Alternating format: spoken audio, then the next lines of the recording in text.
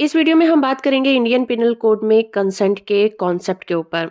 Consent मतलब सहमति। सहमति क्या होती है? Consent under the Indian penal code कहीं पर भी डिफाइन नहीं किया गया है, पर इसकी बात पूरे क्रिमिनल लॉ में की गई है।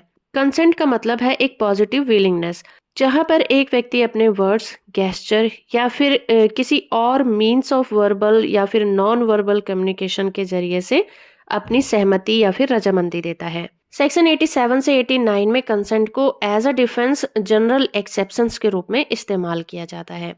और सेक्शन 87 ये डिफाइन करता है कि कोई भी काम 18 साल या उससे ज़्यादा एज के व्यक्ति की रजामंदी से किया जाता है तो वो क्राइम नहीं कहलाएगा, भले ही उससे कोई नुकसान पहुंचता हो, बशर्ते वो काम किसी को गंभीर चोट पहुंचाने के लिए या फिर जान से मारने के लिए नहीं किया जाना चाहिए।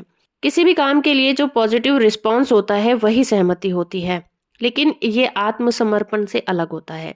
हर सहमति में यानी कि हर कंसेंट में आत्मसमर्पण हो सकता है, मगर हर आत्मसमर्पण में सहमति हो ऐसा जरूरी नहीं होता, क्योंकि किसी को भी सरेंडर डरा धमकाकर उसकी मर्जी के खिलाफ भी कराया जा सकता है। तो इस तरह से जो कंसेंट है उसे तो आईपीसी में डिफाइन नहीं किया गया, पर कंसेंट क्या नहीं है इसे आईपीसी के सेक्शन 90 में डिफाइन किया गया है। और सेक्शन 90 के अकॉर्डिंग अगर कोई भी सहमति 12 साल से कम एज के व्यक्ति के द्वारा दी गई है तो वो सहमति सहमति नहीं होगी। दूसरा ये कि किसी भी व्यक्ति से अगर डरा धमकाकर सहमति ली जाती है तो वो भी कंसेंट कंसेंट नहीं माना जाएगा। तीसरा ये है कि किसी ने भूल में आकर अपनी सहमति दे दी है, वो उस काम के बारे में जानता नहीं है, तो भी वहां पर उस कंसेंट को नहीं माना जाएगा। और चौथा, किसी अनसाउंड माइंड के व्यक्ति के द्वारा दी गई सहमति सहमति नहीं होती, या फिर नशे की हालत में दी गई सहमति भी सहमति नहीं मानी जाती, क्योंकि under the I of law सहमति पाने के बाद नुकसान पहुंचाने वाला व्यक्ति उत्तरदायी नहीं ठहराया जा सकता, क्योंकि व्यक्ति खुद अपनी सहमति से ही वो नुकसान उठाता है।